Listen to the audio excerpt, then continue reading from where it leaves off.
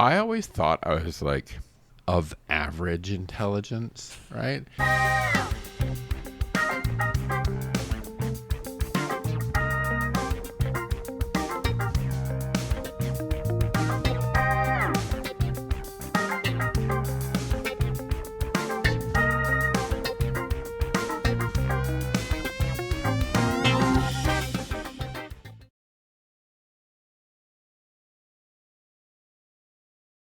Welcome to the Too Old or Pure Gold Movie Podcast. In today's episode, we're discussing the 1990 romantic comedy movie Pretty Woman.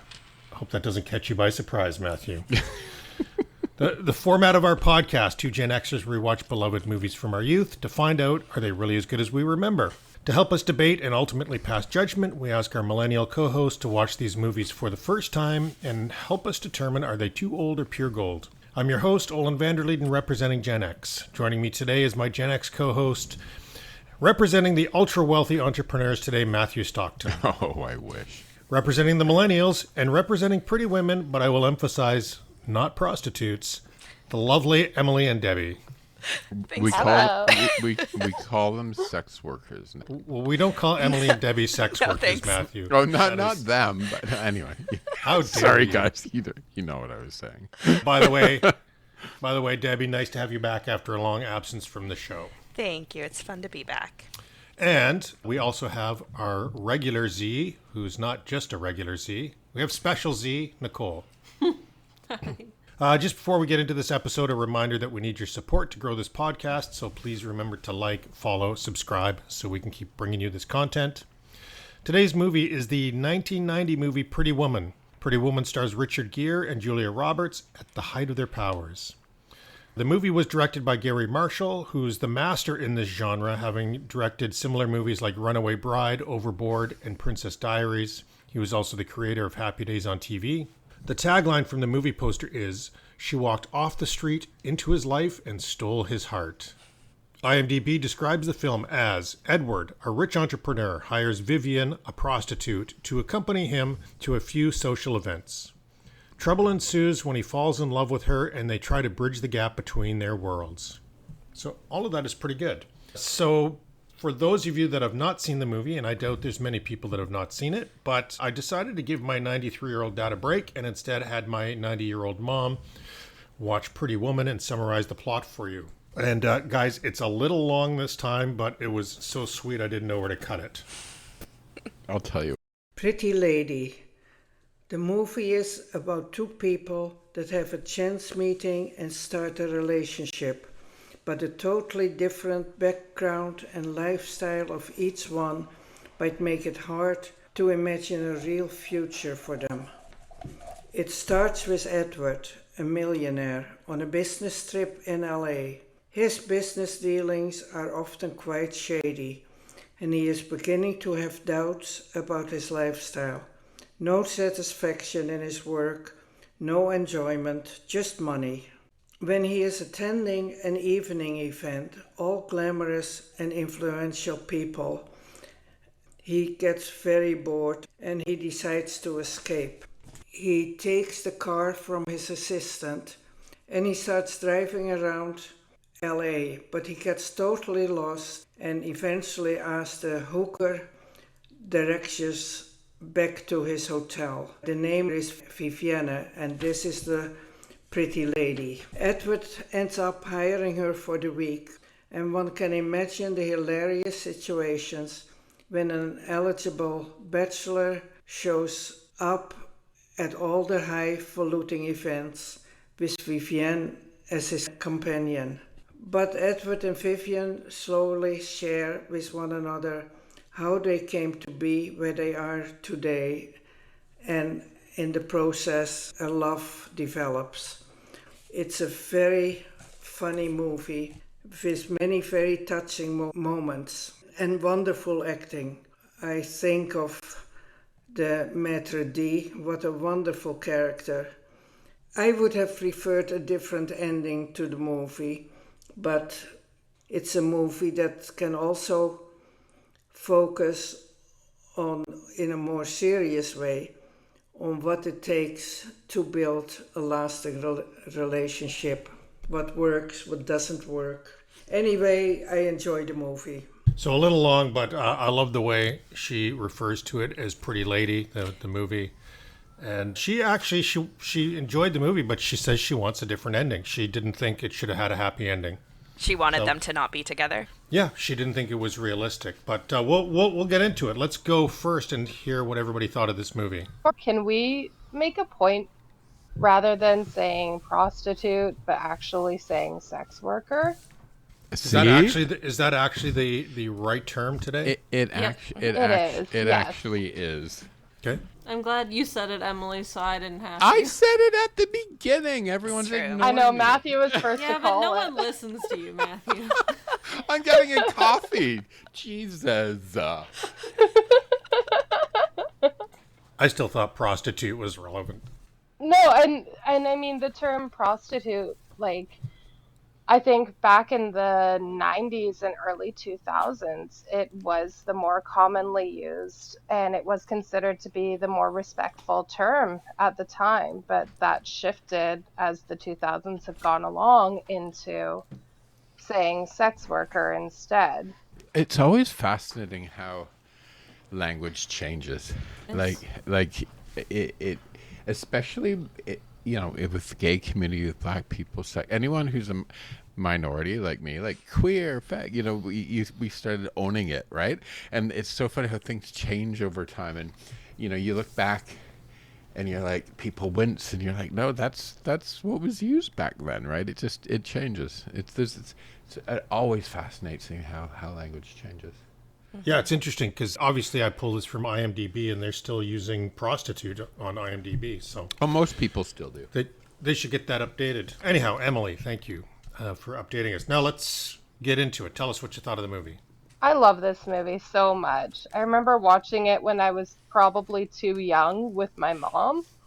And it happened to work out that I was up in Kitimat visiting her when it was about the time to watch this. So I managed to watch it on, I think, my second to last night, and I got to go out to dinner with my mom, and my stepdad and Eric stayed home with my daughter, and they looked after her, and then we did dinner and a movie together and watched Pretty Woman, and it was wonderful to get to revisit it with her, and we had a lot of good discussion before and afterwards too, so kind of got to keep drawing that whole watching movies as a family, and I think that this movie is phenomenal. Full circle moment for you. All pivoting around Indeed. Pretty Woman. Yep. Yeah, I also loved it. It's just a classic. I watched it probably too young. Not with my mom though. And yeah, it's just a classic rom-com. I also probably watched it far too young, to the point where when I rewatched it, I did not remember that they actually talked about sex that much. I was just like, yeah, that's her career, but they don't talk about it. You don't see it. No, they talk about it a lot. No, I really loved the whole movie. It was wonderful. I was so glad to rewatch it. I laughed, I cried. It was beautiful. Matthew, before you go, do you think I like this movie or not? You can't not like this movie, Olen. It's interesting that you say that. So I actually watched it a few days ago. So I'm looking back at my notes, and here's what I wrote. I said, you have to be a monster not to like this movie.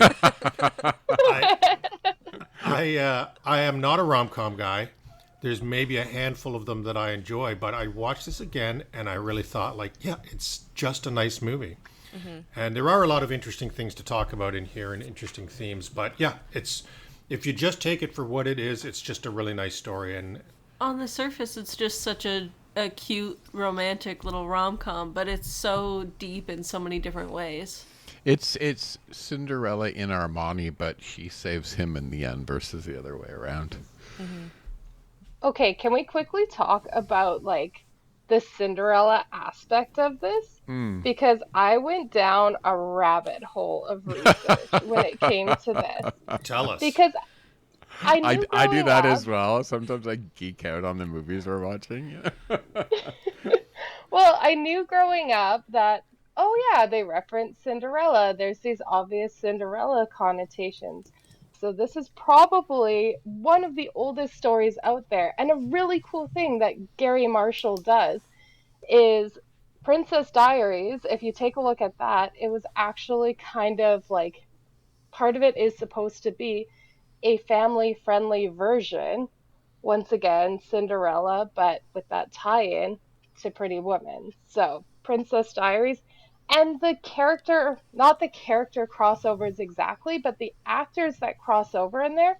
You have Hector Elizondo, who plays Barney in Pretty Woman, and he plays Joe in Princess Diaries, and Larry Miller, who plays one of the shopkeepers in Pretty Woman. He also plays a stylist in Princess Diaries. And then Gary Marshall, he's kind of known for making these little cameos, and he actually does have a quick cameo, and you can recognize him by his voice in Pretty Woman, and he's also in Princess Diaries. So there's my fun little rabbit hole deep dive that I went on. Yeah, that's very cool. Interesting stuff. So what is it at its core about this movie that appeals? And I can tell you what really appeals to me. Maybe I'll just jump into that.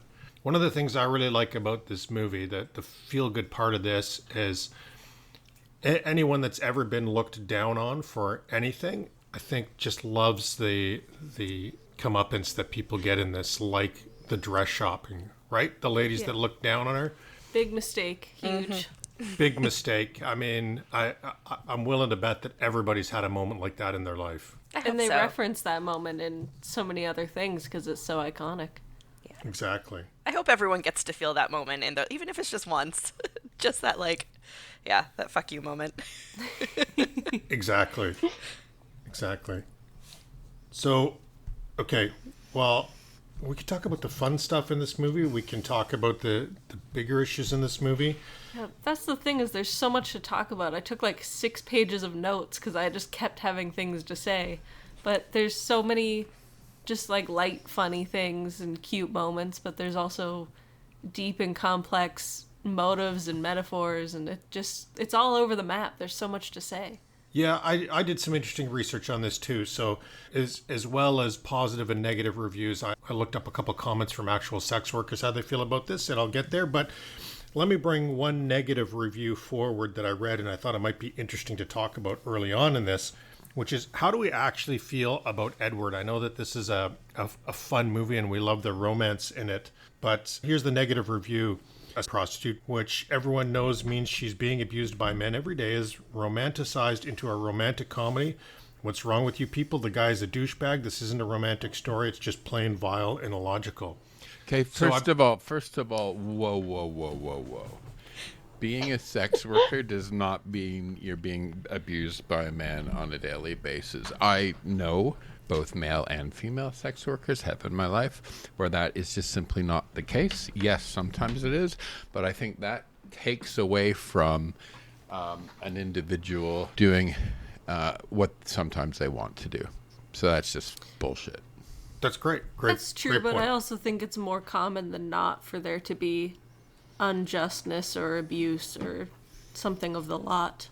Yeah, but especially in the 80s. But what that person has said, right, is factually wrong. Okay, so then let's use that for its intended purpose, which was, how do we actually feel about the character of Edward in this? Do we like him? Is he a good guy? Is he a bad guy? Misunderstood? I think he's fine. He's a little bit lost. I think he was trying to make money. He's just a little bit caught up in his own world. He was dealing with all his traumas in his own way, and he wasn't the nicest, but he wasn't horrible. He wasn't a bad person, but he wasn't a great person. But she made him a great person.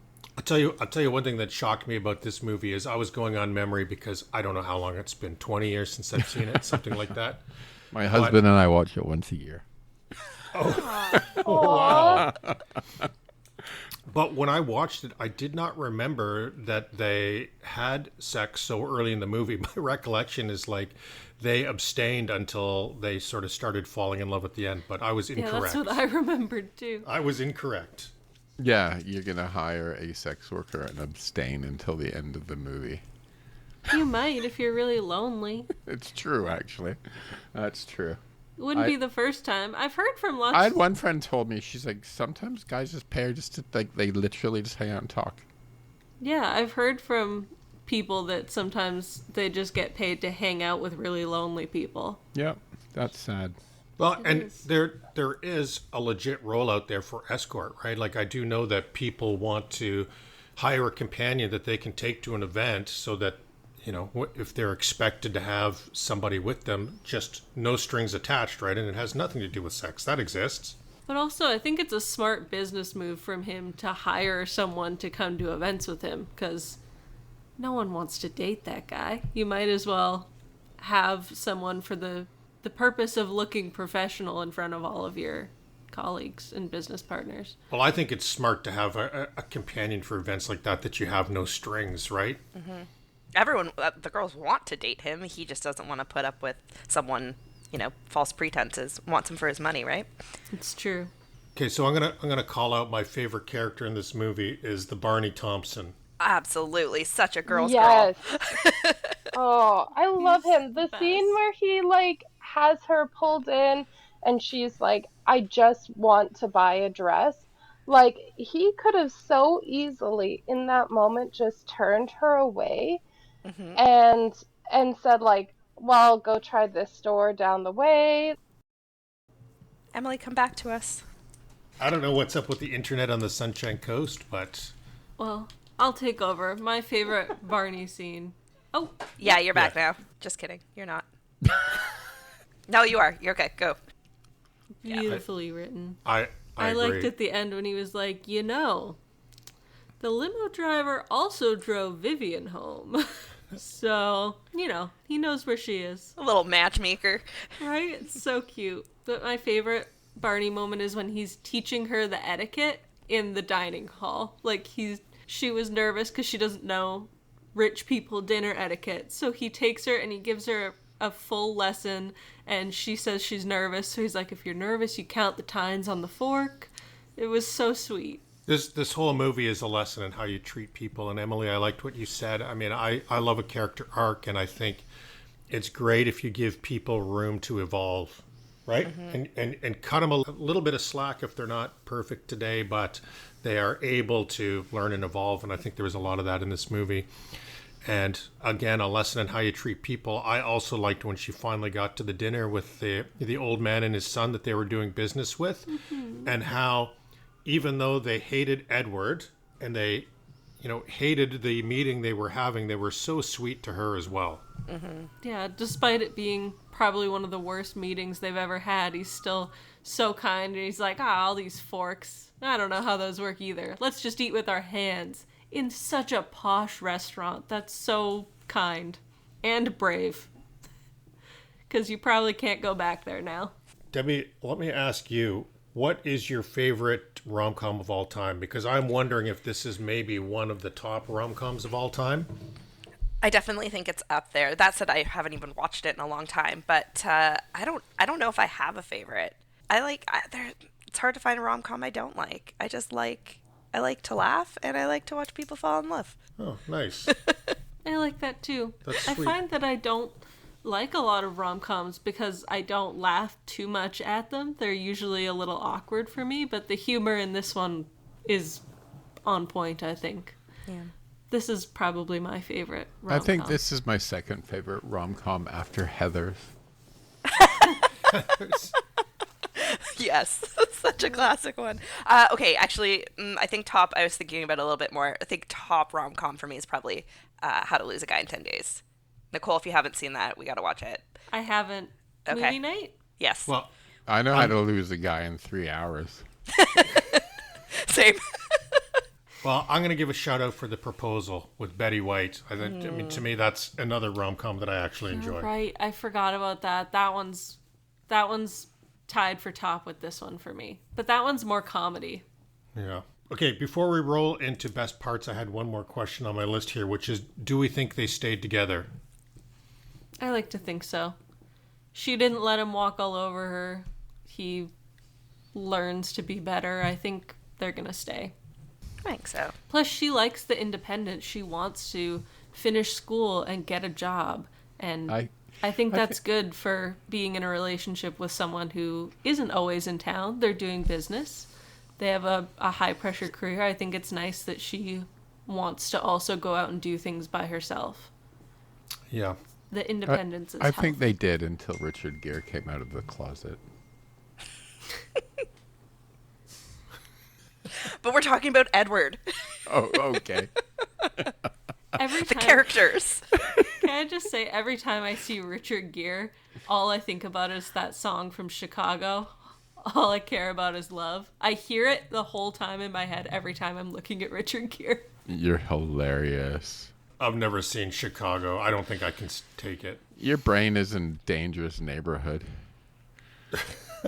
I think you'd like it, Dad. Let me pitch Chicago to you. Women murderers Okay, singing songs about murder. I'm in. Chicago's great. Richard Gere plays the same character, except he doesn't get to be a better person. He gets worse. Oh. I have to watch it. I have to admit, if there was a horror version of Pretty Woman, I would watch it. I Okay. would watch a horror version of pretty much anything. Let's roll into best parts of this. I think we've been sort of getting there. Another one I have building on the Barney scene is I love the dress shop lady who actually helped her and kept calling her dear. Yes. She was lovely. I liked a quote from that moment, which was, "Bridge, he's not really my uncle. They never are, dear." Yes. Great line. Great quote.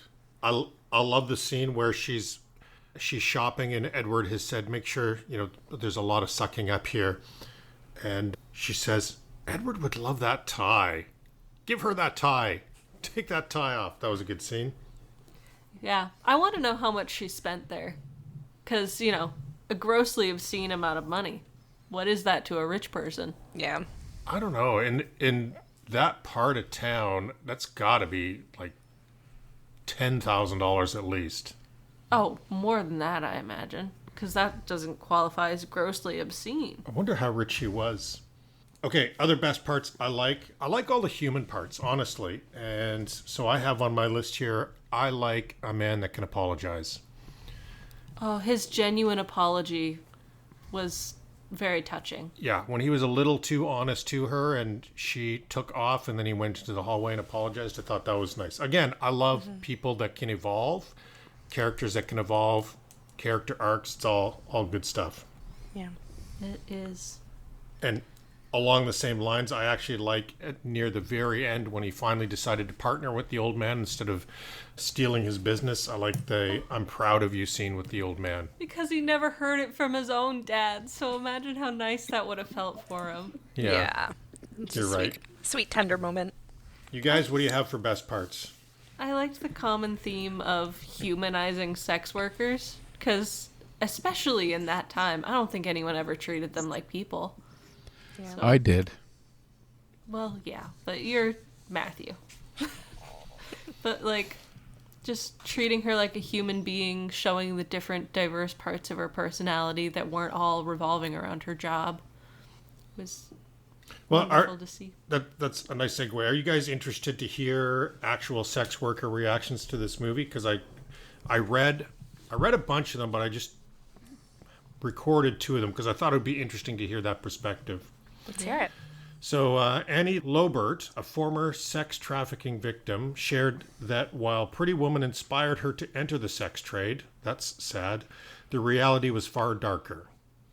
And then I've got Elisa Gira Grant, who's a journalist and former sex worker, argues that Pretty Woman perpetuates the prostitute imaginary, a narrative that romanticizes and simplifies the complexities of sex work. She contends that the film's depiction of sex work as a path to love and wealth is misleading and does not reflect the realities faced by many in the profession. Well, I'd like to say I think they actually showed part of, not as much, but part of the darker part of sex work. I mean, it opens with a murdered sex worker in a dumpster. Yeah, And good point. They talk about being abused by the pimp. She says, how do men always know how to hit a woman? They talk, at one point, one of the girls mentions that her pimp burned all of her belongings when she said she wanted to leave. And it's a rom-com, not a documentary. Yeah. No, I get it. It's just, this is, if you read any criticisms of this film, this is the consistent criticism of the film. So I just thought I would bring it up. I like that you pulled that first quote because I think I wondered this, maybe not the first time I watched it, but before, and this time around, like, I wonder how many women tried sex working just hoping for that outcome, that they're going to be picked up from some hotshot and then fall in love. So it's interesting that that's the first quote that you pulled up there, was someone got into it because of this film. Yeah, But it's interesting. It's interesting too because throughout the movie they keep saying, "No, this doesn't happen. This doesn't happen. This doesn't happen," and they do show aspects of it. But I think that the movie, it's that it doesn't give a lot of focus to those dark sides. It doesn't give huge amounts of focus. It keeps circling back to it. But it kind of feels like it's hopping on lily pads where it doesn't stay there. It kind of glosses over it. It doesn't really address the trauma aspect of knowing that that is a potential outcome. That wasn't this movie's role, though, right? So, and that's the thing. No. It's like he could also look at Richard Gere's character, and as a business guy can go, well, that's really not how it goes. Right? It's a romantic comedy. I actually tipped my hat to the fact they're like, okay, we're doing a romantic comedy with this ex-worker who's just fucking Julia Roberts of all people. She's awesome.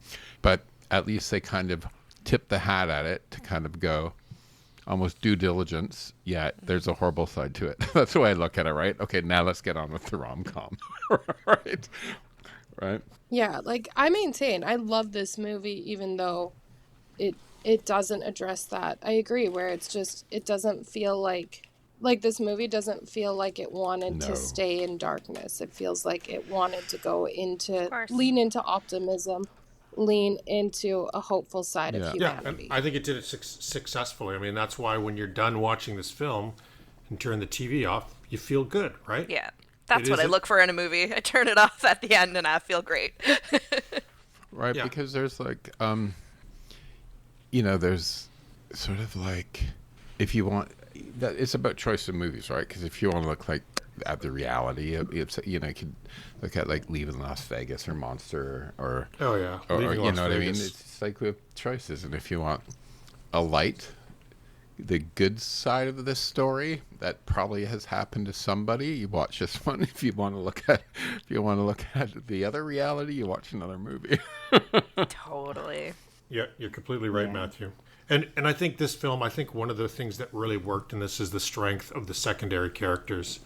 I mean, the Barney character, the dress shop woman, the old man and his son in the business deal, George Costanza. Like, without those characters, even though Richard Gere and Julia Roberts are fantastic in this, they couldn't carry it on their own.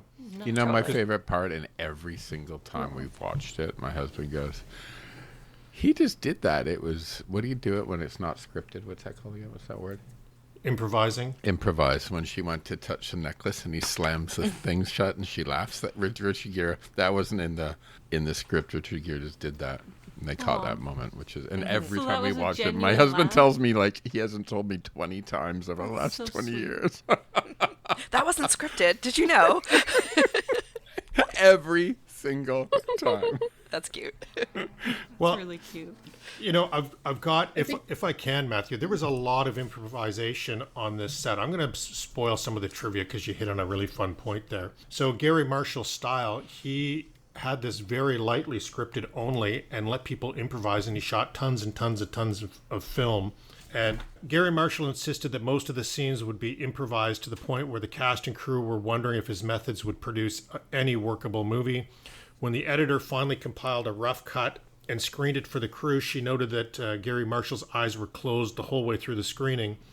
She took that to mean that the director had fallen asleep and the movie didn't work, but when she asked him about it, Marshall told her he wasn't sleeping. He was counting the beats between the funny scenes and was satisfied with the cut. And later screenings for test audiences were very successful and proved that he had been right. So he's actually a masterful director, and he's trying to get authentic moments, and I think he pulled it off. I think you called it. What's his name? The director's again? Gary Marshall. If you're an editor for Gary Marshall, do you get paid more because you have so much more to do? Yeah. Should hope so. Hopefully you're getting paid by the hour. Exactly. It's like, oh God, I got a job, but this is with Gary Marshall. See you in 2 years, kids. It's $100 per hour or I'd imagine $300 that per would be night. so. You listen, I'm bad at math, but I knew that was off. Right? That's a steal for anyone who's taking the night. You might as well pay for that at that point. Her rate adjusted for inflation was $1,000 a day in today's dollars. Wow. It sounds cheap. For what you're doing. Yeah. I mean, To be at someone's beck and call. Although she's also getting free clothes and shoes and hair and food. Yeah, I was gonna say, if you're having somebody pay for where you're staying, if you're having them pay for your food, for like a whole wardrobe upgrade. I think like if you compare it to okay, what her situation was versus $1,000 for the day for a completely opposite, like okay, well then it's not so great of a deal. okay, any worst parts you want to call out? I have, first of all, using fruit from the bar as nutrition. They don't do that anymore for a reason. The concept of an elevator boy being a job. Are you too good to push buttons? Yeah, that's a really funny job, isn't it? What a waste of money and like someone's skills to use them just literally their whole job is pushing buttons. So here is a fact. In New York, they belong to a union, and buildings that wanted to upgrade elevators so that they could not need an elevator person. There were strikes, and they stopped the buildings from doing it to protect their jobs. It's so funny because I agree with Nicole's point. This is when people make fun of rich people, this is the kind of thing they're thinking about, right? Like you can't push your own buttons. It's one button. You're too good to push one button? Although I like that character. That guy was so funny. I was in a hotel last week in Toronto, and you couldn't use the elevator without somebody to do it for you, because it was one of those crank ones. They just like crank the lever, and then they watch to when the floor came, and then they That shut makes it off. sense. Yeah, and Even like bathroom attendants. And I You get- turned to her and said, "Are you unionized?" She said, "Yep." She got her job secured. Yep. But yeah, it's, elevator attendants, bathroom attendants. It's that luxury, right? Someone else is doing something for you. By the way, I hate a bathroom attendant. Oh, it's weird. I don't want someone in that bathroom. I'm uncomfortable with someone handing me a towel to dry my hands. It's weird. I don't like that they're in there hearing me pee. That's not... Get out. Good point. Well, I just think that they must, though, have some really good gossip. Like, I would love to sit down with a bathroom attendant and just hear, like, I give me guarantee they have stories. the best gossip. I wouldn't want to be in that bathroom, but I want to be You want the friends with tea. that person. Hell yeah, I do. Under worst parts, I have a comment, not a complaint. But my comment is, it's easy to be romantic when you're rich. I think it's harder work to be romantic when you're poor. Because flowers, sending a limo, flying someone to Paris, that kind of stuff, all seems romantic, but easy to do when you're rich. But also, does that not take away some of the romance that it's so easy and there's no real thought behind it if it's that? That's my point. I think it takes more than just doing those things. Well, I think that that's kind of briefly acknowledged in some ways, where it's that idea of how money can actually be a form of control, and that's why like Vivian didn't want him just to like put her up in an apartment, where she actually turned around and said no. And it is kind of that acknowledgement of like, the money is not the be all end all. You can give me all this money, that doesn't make it romantic. That's not what romance is. That's not what love is. That's control. Yeah. Great point. Great point. Moving on to favorite lines, and we've had a couple of them already. Can I say one more bad part? Yes.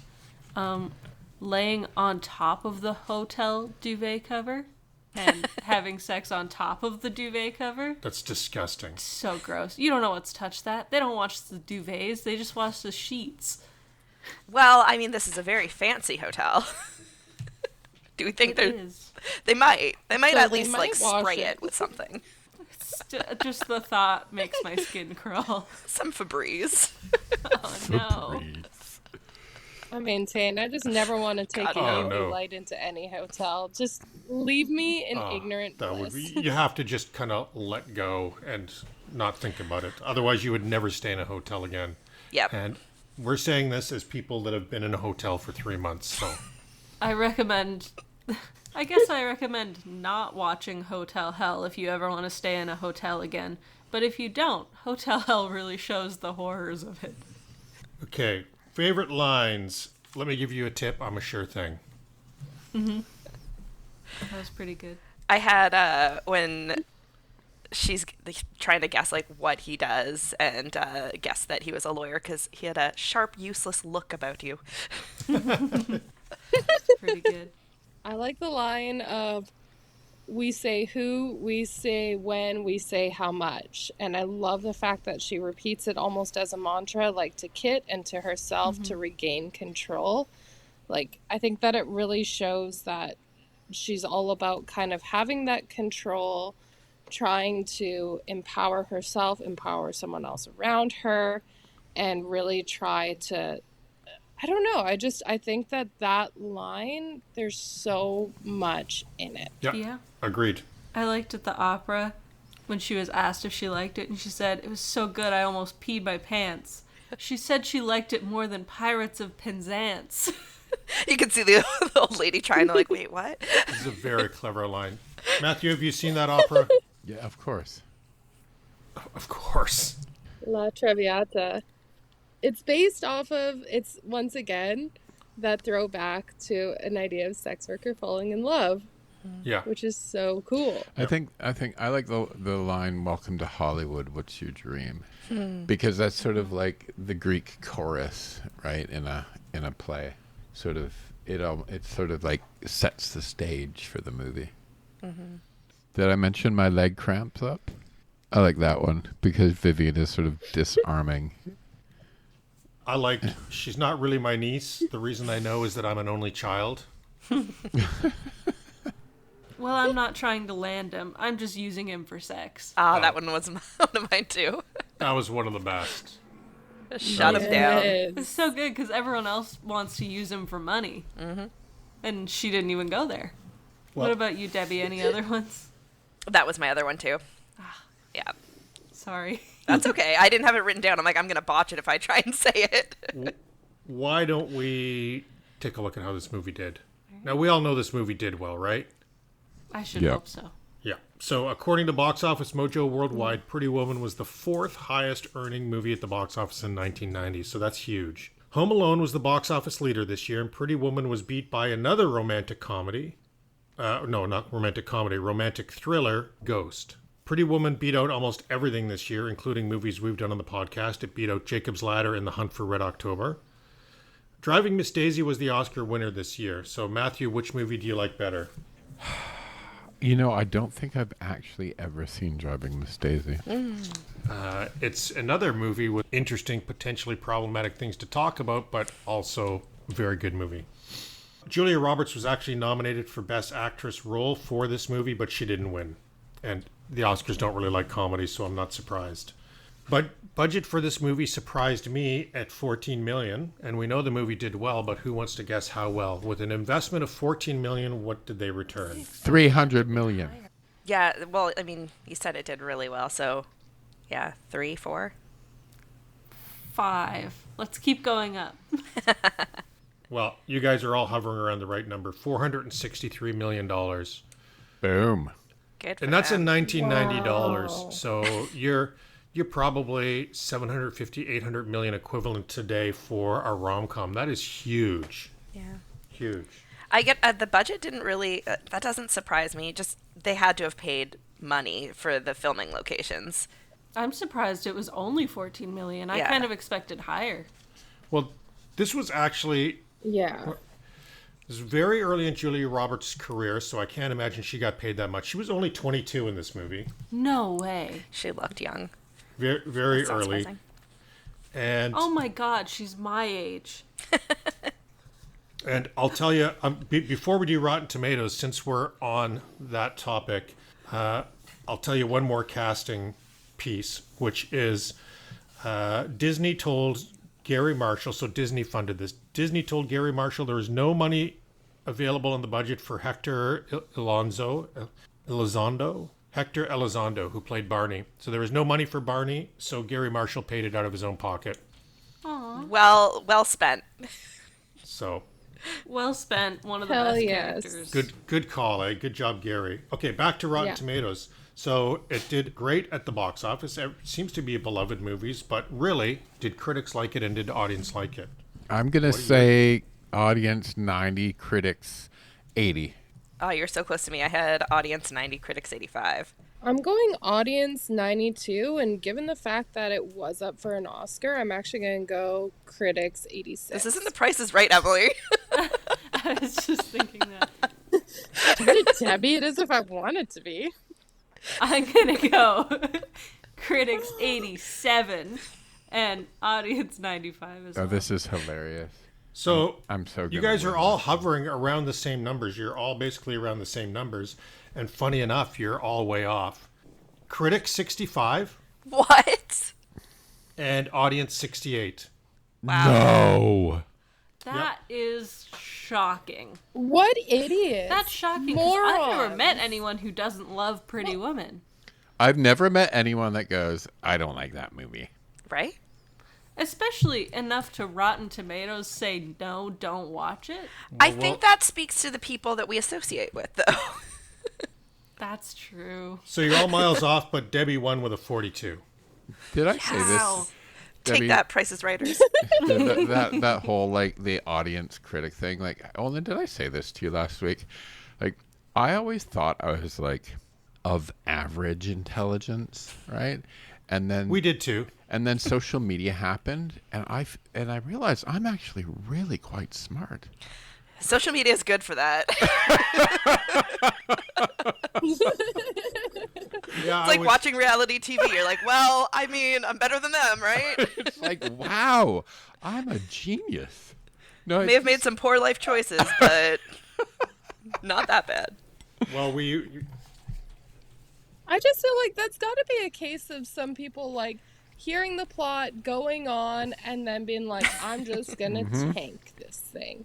Like, I cannot wrap my head and the reason I around like this. Rotten Tomatoes instead of other rating systems is it's just the percentage of people that say it's good enough to watch or you shouldn't waste your time. You know what I mean? Like, we're not mired in people who love it versus people who like it enough. It's like it's good or it's not good. So I find those numbers really. The critics don't surprise me at all. I probably would have put the critics low, but we'll get to the reviews. Let me hit you with a little bit of trivia first. I would have thought critics loved all the deep themes. They're usually all over that. Well, but I can also see that it's talking about sex work. It's talking about empowering women. And I'm just, like, I don't know if it's just a case of the times we're in right now and watching everything that's going on down in the States. But for me, like, I think that there is a certain extent of, a woman who wants to break free on her own. Yeah, this is awful. Like, I think. Sorry, big sigh right not now. wrong. I can't handle it. Unfortunately. I mean, the growing gap between rich and poor in the world, it might be a little pushback there too. We'll get to the reviews. We'll figure it out. You know what it might be? It might be like the left-leaning woke. I use the word woke actually in a good way. That's not what real sex work is about. She's a fucking victim. And then you have the right wing, women trying to stand on her own. And then you have the left wing, rich guy taking advantage of women. And then you have the right wing, rich guy should have just left her as a prostitute. And that's why the numbers are low. As opposed to, it's a love story. Just love it like we all do, you be normal morons. I love that your voice is the same for all sides of this. I know. Who am I siding with? I don't know. Because they all annoy me. Okay, well, we'll get to the reviews and we can circle back on this topic, but first I want to hit you with a little trivia on this movie. So, Richard Gere was not planning on taking the role. He was on the phone ready to turn down the part when Julia Roberts slid him a little post-it note that said, "Please say yes," written on it, and he accepted the role because of that. Aww. Because they had such good chemistry. Aww. Writer J.F. Lawton based the screenplay on interviews he conducted with sex workers who worked the boulevards close to where he lived and combined it with corporate rating, which was an actual thing at the time. They used a body double a lot, even on the poster for Julia Roberts. So any of the scenes where you don't see her face was somebody else. Even on the poster. And even on the poster. And her body double named Michelle was very graceful because she was a trained ballet dancer. But Gary Marshall made her learn how to walk the same way as Julia Roberts, which she described as more like a cowgirl. Yeah, you can always tell a ballet dancer like on public transport because their toes are pointing out. They have a certain walk. Yeah. All that training. I stand like that too. And plie. Matthew, you might find this interesting. Werner Herzog was approached to direct when it was a darker script because it was originally a dark story. Interesting. And if it had been a darker script, he would have been a great director for that. Absolutely. Woke or joke? Anything in this? I think we covered a lot of that, right? I didn't love Vivian kissing Edward while he was asleep. Not my favorite. Maybe should have woken him up first. I do that to Charlie all the time. I would let Edward kiss me when I was asleep. Oh. Matthew? I get it. It's not my favorite. I agree from a consent angle with that, but I also, from a consent angle, I completely agree, but I also feel like it's kind of the first time where it makes it explicit that she has acknowledged her own feelings and how deep she is into this. But I get it. I agree from a It's a consent great scene. angle. I wish she would have woken him up first so that she could have had permission. But maybe she wasn't ready to admit it to him yet. It seems like she was kind of like finally ready to admit it to herself, but she wasn't ready to admit it to him. Like I said, I agree. She could have just but whispered "I love you" also like we get see in other movies when the person's asleep and they don't hear it, but you say it. Exactly. Well, let's roll into the reviews. So, however you guys felt about this movie, I promise you there's others who liked it more or less than you. And for this movie, there were 104 10-star reviews out of 457 total reviews. So for this one, it's easy to find reviews of people who love this movie, so I'm just going to read two of them. Runaway Bride says, "I love this movie. It's like a Cinderella story for adults." I think Emily covered that already. And then I have one more review. Toby is Living. I don't know why I liked this one, but I did. I had never seen this movie. Being a dude, I guess I never thought of giving this a try, especially by myself. I'm more of an action movie, Adam Sandler type guy. I didn't think too much about it when the title Pretty Woman popped up. I just hit play. Let me tell you, I hit pause 45 minutes in and thought, what the heck? It felt like 5 minutes. This is one of those movies that gives someone hope that there is indeed a right one out there for you and that we're all just here struggling and trying to find a deeper meaning in life. Yeah, it's just a movie, but it's hopeful, and the story and the lessons in it were really personal to me. I think anybody could like this movie and finish it feeling refreshed and like you spent your time wisely. There you go. I love that review. Is that how you guys felt after this movie? Yeah. me too. I agree. I had to pause an hour in Yeah. to take a phone call, and the whole time I was on my phone call, I just kept thinking, I wish I was watching Pretty Women right now. Like, I wish I could just go back to watching my movie. Well, now we hear from people who liked it less, and for a movie like this, I get that it may not be a 10 for everybody, but I'm always amazed at the people say that it's so bad it's 1 star. And for this movie, there were 28 people out of the 500 some odd reviews that gave it 1 star. And honestly, almost all of them were bothered by the theme of sex workers and the treatment of women. So I think we've covered that a lot, but I'm going to just read a couple. Dan C99 argues the authenticity of this movie. Anyone who has ever seen women working the streets in person should find this film to be ridiculous. They live a wretched existence, usually to support a drug habit or an abusive pimp or both. Okay, I'm just reading it. Nothing glamorous about it, yet the film presents Julia Roberts as some kind of naive Girl Scout, all shiny and clean and cute and perky. Are they serious and right? A multimillionaire venture capitalist is going to bed down with a sex worker? Not in a million years. Well, I'd just like to say I think it was intentional that she seemed all new and naive because she was new to it. Vampy Cowboy. Do I hate it? Yes. Does it suck? Yes. Would I recommend it to you? No. Well, maybe if I hated you. Wow. That person did not like it at all. The Guru says this is just another movie that panders to a woman's fantasy of finding a rich man and spending his money and telling all of his rich friends where to go. Interesting. Okay, incel. And then one last one, Lie Me Abroad. Had they stuck to the original script, this could have been a great movie. Richard Gere was supposed to pick up the sex worker, use her for the time he was in town, and then dump her. That would have been perhaps realistic. Although, if you're going to use sex workers, why would you want the same one for more than one night? Oof. That is not cool For either. consistency for your business venture, perhaps? Yeah, there's a lot of people really angry about this movie as much as people loved it. It sounds like that person just hates women and doesn't respect sex workers. Well, that was kind of the vibe Yeah. I got from a lot of it. I just want to punch most of them in Well, the like I say, throat. I never understand people that take a movie like this and hate it so much. Like I could understand some people saying it's not my favorite, but to hate it, there's, as I said at the outset, you have to be a monster not to like this movie. Yeah. I just don't have respect for anyone who doesn't respect sex workers. Like, she even said in the movie, it's not like I planned this. It wasn't my childhood dream. I had no money and no way to get money. I couldn't pay my rent even with a job. So she was stuck. She had to. Well said, Nicole. So, with all of that, hearing all of those reviews, Siskel and Ebert, the professionals, do you guys think they liked it? Yes. Yes.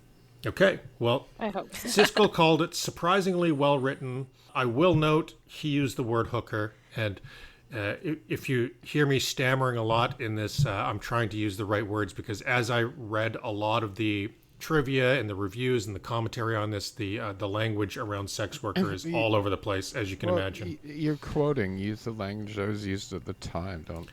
Okay, so he did refer to her as a hooker. He praised the acting of Julia Roberts and Richard Gere and said a lot of the credit belongs to Gary Marshall. I think he's right. He called it a solid example of American filmmaking. Ebert said both actors were very good and he loved the movie, so 2 thumbs up. They did like it. There you go. So then, here's an interesting question. Do you think this movie deserves a remake or a sequel? No. So I would like to see it remade. And I'd like to see it remade just to piss people off with a trans woman. That'd be so good. That would be a very interesting movie, and it makes so many of the right people upset. I would watch that, but I'd then just prefer a similar movie. Like, don't mess with perfection. This movie is so good. Just make another movie that's inspired by and similar. I had that I thought it would be fun to remake this with a role reversal. That would be kind of fun. Right? With Rich- a rent boy and a rich businesswoman. Exactly. I like that. I like that idea. I kept on thinking about where would I see them end up in like 20, 30 years. And for me, honestly, I wouldn't mind a sequel because I'm pretty sure they would be divorced with a kid or two. And Vivian would probably be running like a not-for-profit business that's helping like women who are going through a hard time kind of get back on their feet. Yeah. I think I Yeah. think she definitely would be doing a lot of charity work. Absolutely. For sure. She seemed like the kind of person to use her experience to try to help others. Or it all goes to her head and she becomes super horrible. Well, she becomes like a monster. Kardashian. Don't make me sad. No.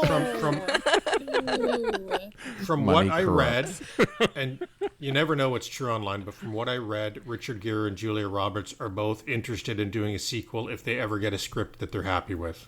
That's interesting.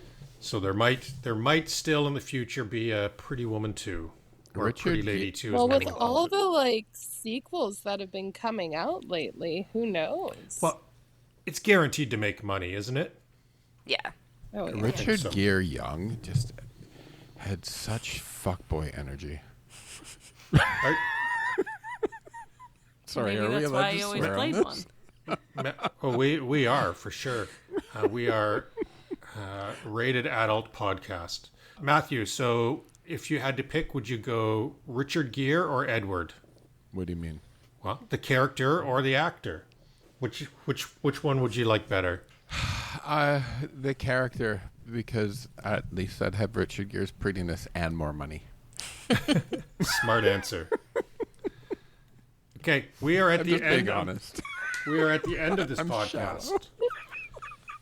Wait. One more thing that we'd be remiss not to talk about and Okay. just like give props for the soundtrack. Like bangers. Yeah. Every song I was singing along to. Yes. I went and downloaded the soundtrack on Spotify as soon as I was done. Okay, Okay, does anyone else feel like soundtracks have gone downhill? Like, if I think sure. back to soundtracks in the 80s and the 90s, and even some from the early 2000s, they were iconic. Of course. And now I feel like no one puts the same amount of time and energy and effort into a, totally bomb soundtrack. It's not as common, I think. Generally, but when there is a good one, it's really good. This And- one was so and good. I love how it's sad, but it's also cool when I'll be in the grocery store, and they're playing music that when I first heard it, I was on 5 tabs of ecstasy, and now I'm in a grocery store paying way too much for food, like a steak costs more than my drugs did back then, which is sad, but at least the music's there. Yeah. Sorry, that was a bit of a tangent. I actually have Get it. trivia on the soundtrack too, which is they originally tried to get the Van Halen version of Pretty Woman, and Van Halen wouldn't give them the rights, so they diverted back to the Roy Orbison. Oh, well, that one's so much Interesting. better for the theme of the movie. And there you go, Van Halen. It probably wasn't even Van Halen that owned the rights. But there you go, person who didn't do that. You just didn't make lots of money. Idiot. Idiots. Lost out. Have I asked if this is too old yet? Is this too old or pure gold? Pure Pure gold. Pure Rodeo Drive gold. Yes. 100% pure I gold. don't think you even had to ask that. I feel like we're all just... We don't often get unanimous ones. I haven't said yet I'm going to call it pure gold. And honestly, I'll say it again. I'm not a rom-com person. I even hesitate to say that I love this movie, but I do. I can't deny it. You watch it and you just feel good after. If you tried to say this is too old, I'd quit the podcast. Whoa. That's a statement. It's that easy, eh? Oh! Sean, we need your vote. Hi, Sean. What do you think of Pretty Women? Do you think a Pretty Woman? Pretty Women. What do you think of Pretty Women? I always call it Pretty Women. Pure gold. My favorite movie, Pretty Lady. It's Oh, Greta. pure gold. She is hilarious. Her review is so sweet. So Anyhow, cute.